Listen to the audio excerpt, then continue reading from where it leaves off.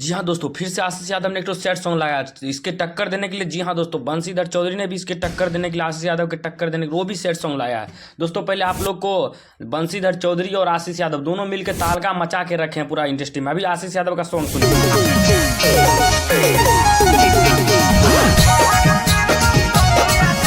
जी हाँ दोस्तों, आशीष यादव जी का सॉन्ग सुन ही लिया, बंशीधर चौधरी जी का सॉन्ग सुनिए पहले आप लोग, फिर आप लोग।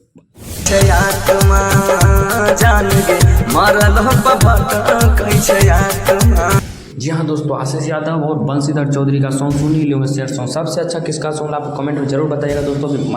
भोजपुरी मगही इंडस्ट्री में दोनों ही तहलका मचा के पूरा रखा है। अभी रोशन रोही जेल में फिलहाल में ही दोनों भी पूरा ट्रेंड कर रहा है इंस्टा फेसबुक।